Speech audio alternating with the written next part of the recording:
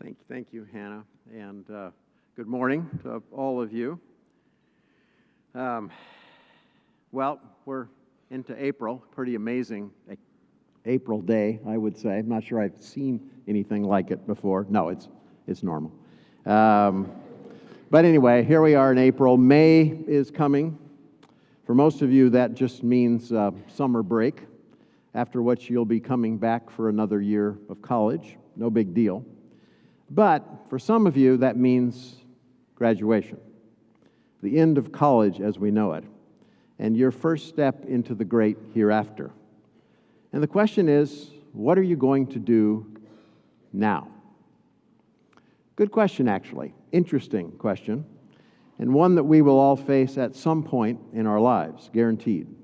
Of course, some of you have already devised ways of avoiding the question for the time being. You're going to grad school, perhaps, or you've got a plan for next year that's going to take you somewhere to do something.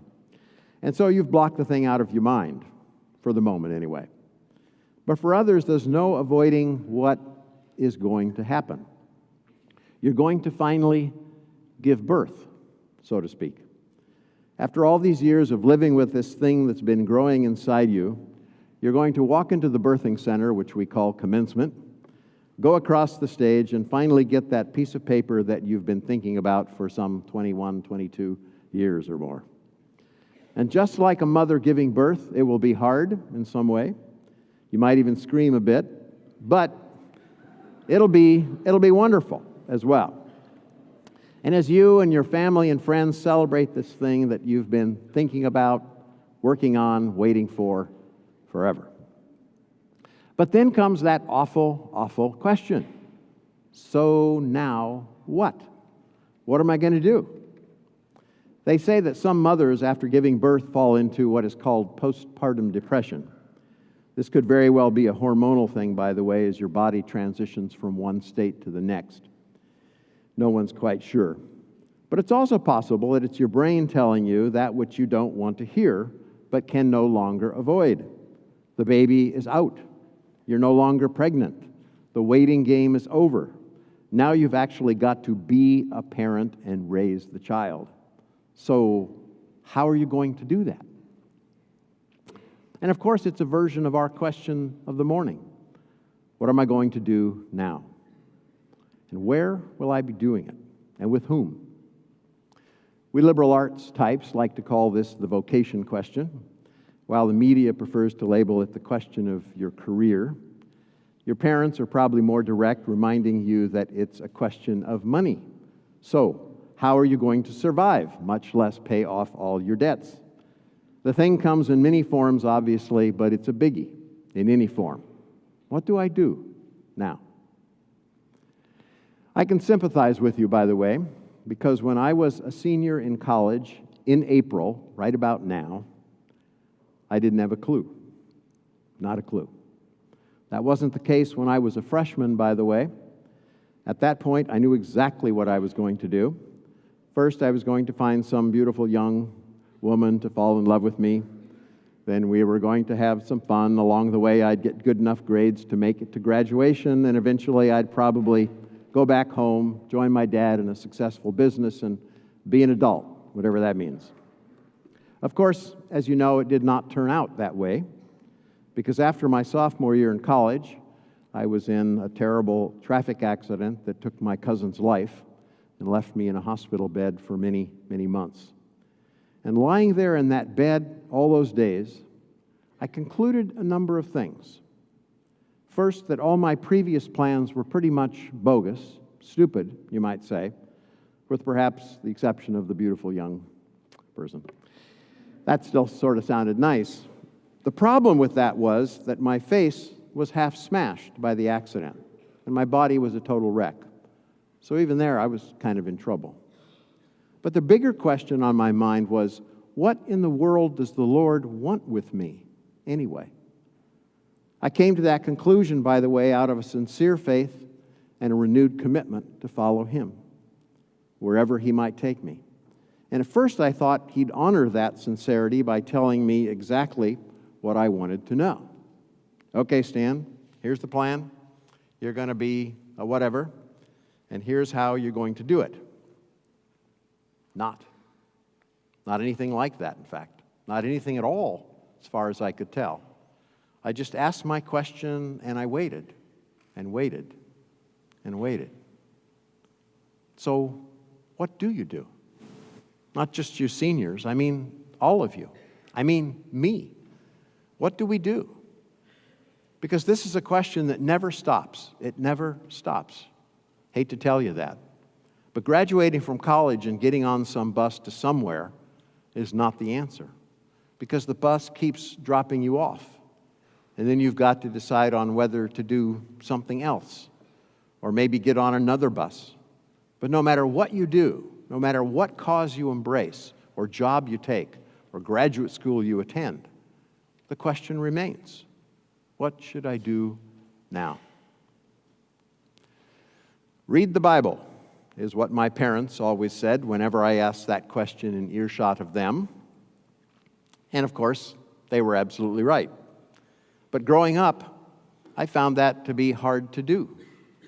It's big, for one thing, but also rather complex. I mean, you've got to have a Wilson to help you navigate the thing. And he has a hard time getting beyond Moses or Abraham. That's a joke, by the way. We happen to be in a Bible study together, and Dr. Wilson has been patiently trying to educate me for a number of decades now. Bless him.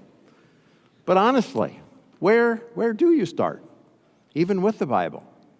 I mean, the other day I was struggling with something, so I got out my Bible and just started reading from where I had left off the day before.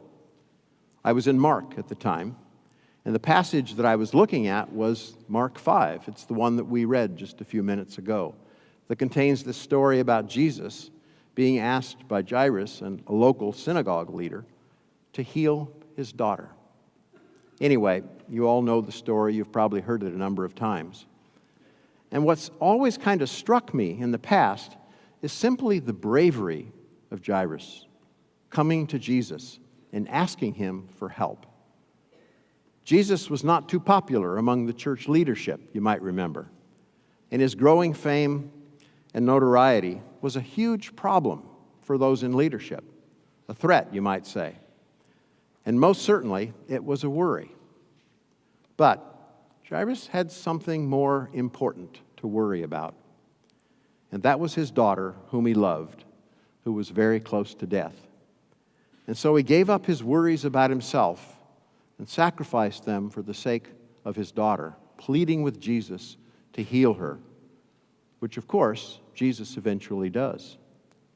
But what hit me this time around was not Jairus, but someone else in the crowd, a woman, we are told, unnamed, interestingly, who had been bleeding for 12 years and was suffering not only from her affliction, but the local doctors who treated her rather badly, it turns out, depleting her of her resources and leaving her with nothing, no help, no money, no name, just a condition that went on and on and on. And so this woman heard about Jesus, and she went after him in spite of the crowds, in spite of her condition, and in spite of the fact that she was unclean, a no-name woman who shouldn't have been anywhere near a teacher like Jesus, much less Jairus, but didn't care, turns out. She knew what she needed, she knew whom she needed, and she had so much confidence in this conclusion that she thought, if I can just touch the hem of his garment, then maybe I'll be healed. And of course she was. Just like that. And Jesus, who at first seems to be a little ticked off by her aggressiveness, who touched my robe, was nothing of the sort. In fact, he was perturbed by the crowd, the people around him who questioned his question. Jesus, there are people all over the place. How can you ask who touched your robe?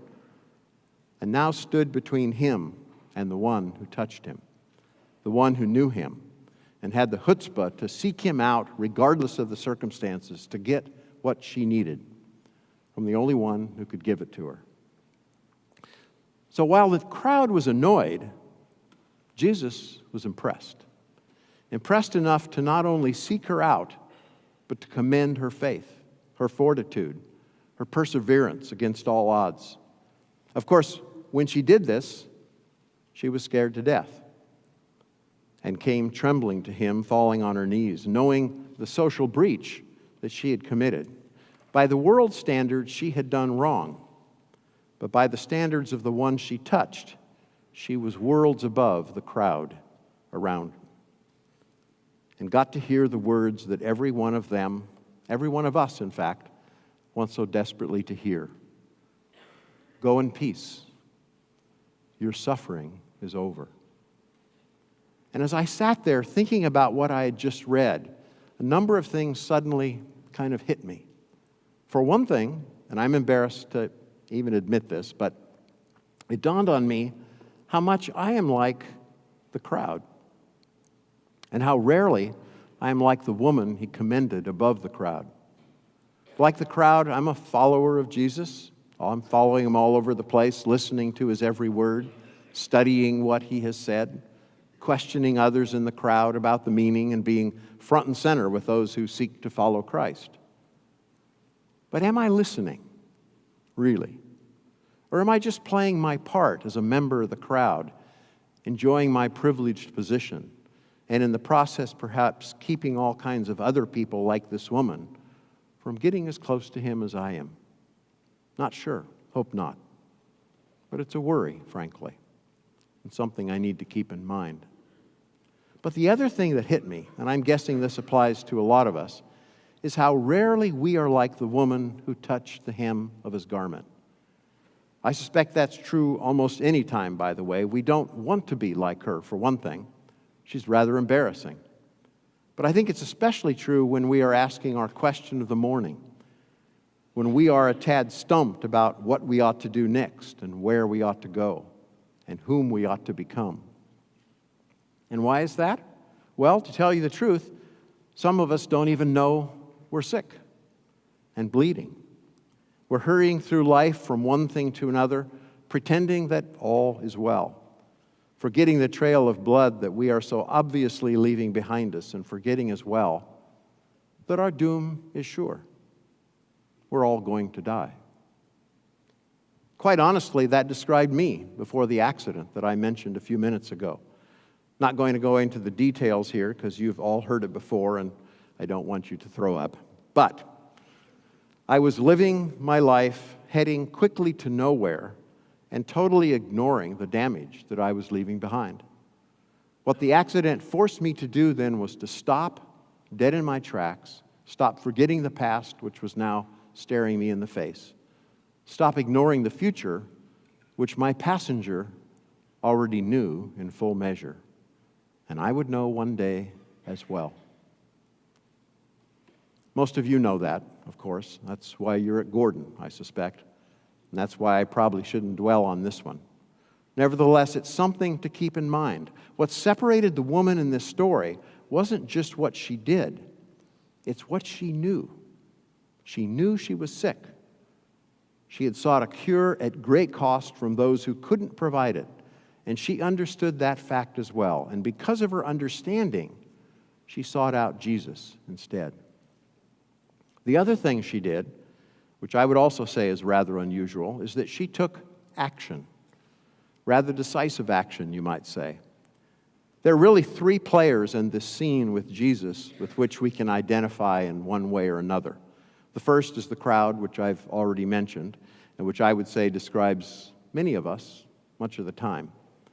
We are followers of Jesus, or so we say, and we feel rather good about that since we are not like those other people who are elsewhere going elsewhere and not behaving themselves like we are. But the problem is, following Jesus, when you're part of the crowd, can easily become a way of life. Something you do because that's what you do. I think that's particularly the case when you're my age, by the way. When you've been doing it for quite a while. Teaching others to do it, in fact. Lecturing them about it. Splitting hairs in some cases about the right way to do it. But maybe missing in the process what you're actually doing. Whom you're actually following, and what he, not you, is actually saying. That's a problem, by the way. It's a problem in the church, it's a problem in college, it's a problem at home, any place in fact, until something happens that kind of wakes us up.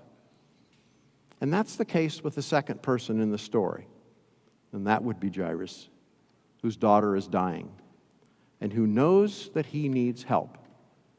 He knows it so deeply and so intensely that he forgets about the crowd, forgets about the fact that he's a local synagogue leader who should be leading, not following, forgets his pride, you might say, and humbles himself before the one who can actually make a difference.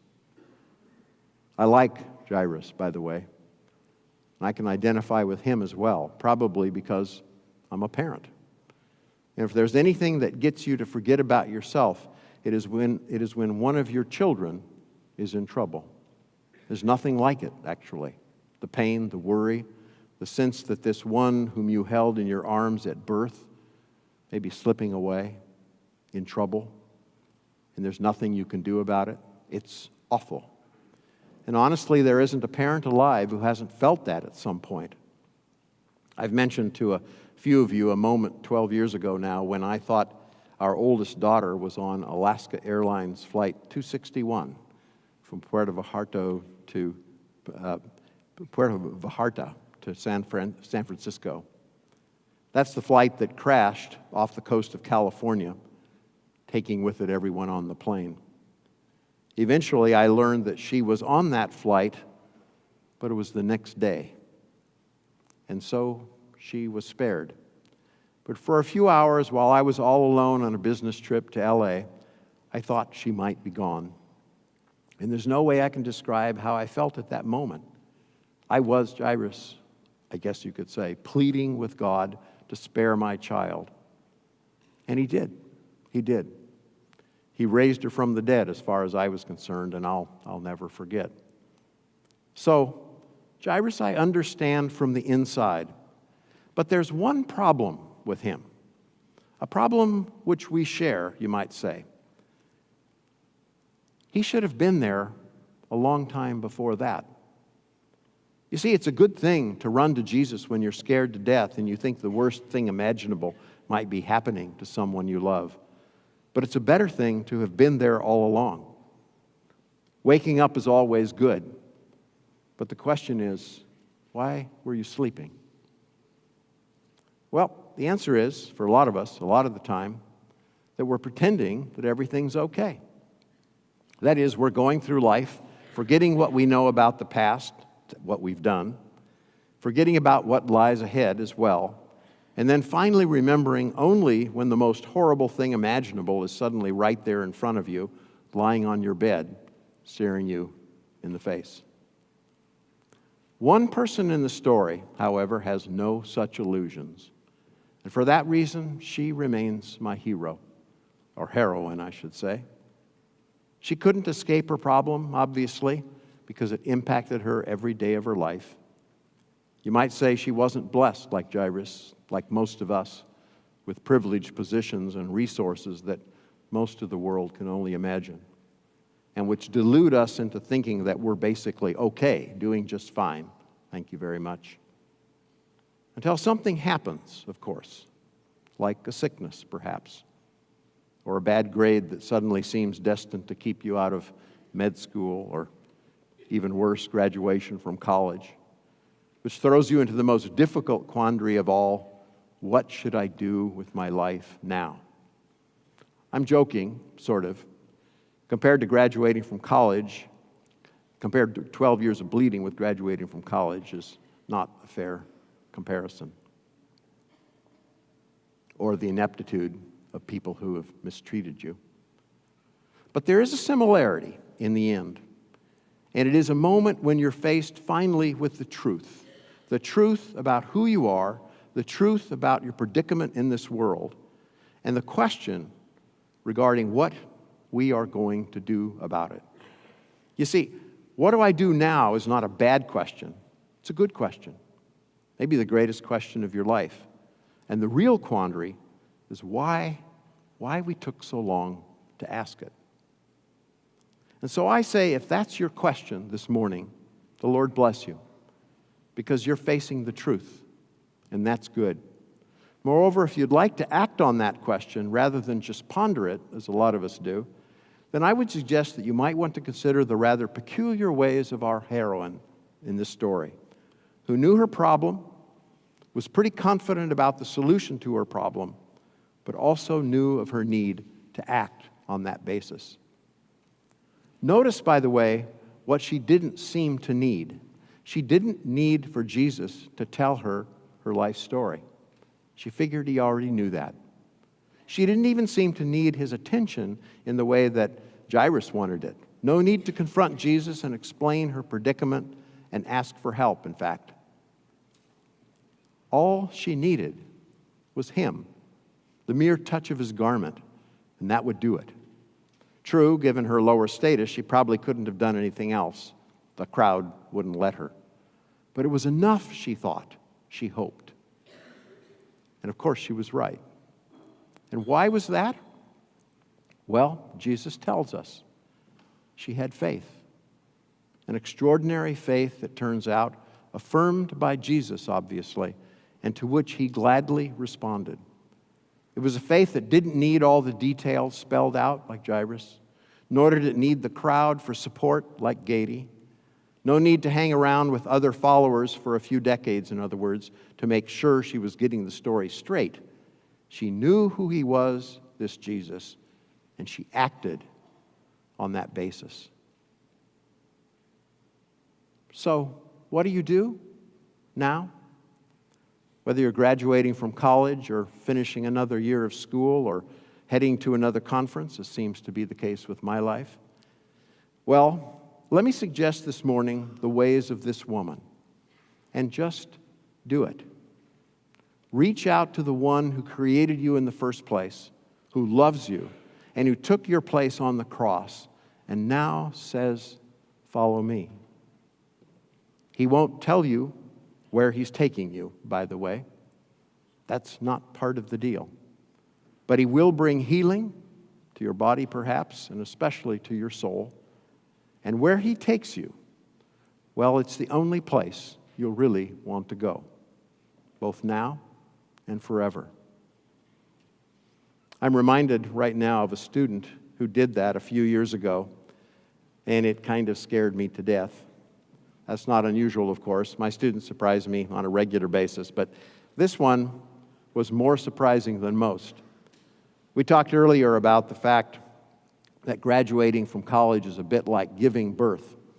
Well, in this case, it was literally like giving birth, because the student that was sitting in my office was pregnant. To make matters worse, she was not married, and the fellow who had assisted her in the pregnancy, not a Gordon student, by the way, was also not someone she wanted to marry. And given that fact, she had the strength and wisdom to end the relationship, even though the fruit was still in her. Of course, she contemplated all her options at that point, and at the end of her contemplation, about the only thing she knew for sure was that she could not and would not terminate the pregnancy. But beyond that, she was at a complete loss. And so, because she was my advisee and we had talked about a lot of stuff over the years, she dumped her question on me. It was actually our question of the morning. "So, Dr. Gaede, what do I do now?" At that point, of course, I desperately wished I was in another profession, doing something like welding or farming or something. I mean, what do you say? Well, eventually I just started asking her questions, and as we talked, a number of things became pretty clear. There were no easy solutions, that's for sure. Every option in front of her seemed ridiculously hard. But secondly, she needed to talk with her parents, as difficult as that was going to be, and it needed to be pretty soon. So we prayed about it, thought about it, and in not too long, I saw something in her eyes that I had never quite seen before. It was courage, I guess you could say. Through the tears and in spite of the pain that was all over her face, there was a sense of determination. She knew what she had to do, and she was going to do it, which she did. And her parents were amazing, Surprised to be sure. This is not what they ever thought would happen to their daughter, their straight A student who almost seemed like a good girl from day one. But they stepped up to the plate nevertheless, helped her to find the medical assistance that she needed, and were there for her in her time of need, helping her to process, to think through what was to come, and assisting her in the decisions that needed to be made as they prepared for this new life inside her. Anyway, I'll keep the story short, though that's hard for me. But she had the baby, a beautiful baby girl, in fact. And while preparing for this child, she also made a number of friends among those in the medical team who were caring for her. One of which was a male, by the way, who seemed to have a special interest in her for some reason. And after the baby was born, was bold enough to ask her if she might be interested in him. Turns out, in due time, she was. And the two of them eventually got married, had another child, another girl, and together began charting their course, a course that would take her to seminary and graduate school and a church, and eventually a life of teaching and church ministry that is absolutely perfect for her. Made in heaven, you might say. Sort of like her two girls who are now, today, about your age. And why did this happen? Well, because she was bleeding, and she knew it. And unlike most of us, she didn't just complain, nor did she follow the crowd. Instead, she reached out to the one person whom she knew could help her. That would be Jesus. And she touched his garment. That's what she did that day in my office, by the way. That's what I saw in her eyes. And that's what I saw in her actions in the days to come. I described it as courage at the time, but it was faith. The faith to step out and do the right thing and follow him. Oh, that I might have such faith. Not to achieve something, by the way, but to be something, to be healed of those sins which keep sending me elsewhere, for one thing. But in the end, to simply be the person I was called to be from day one. This is my prayer. And this, I believe, is the answer. So help me God.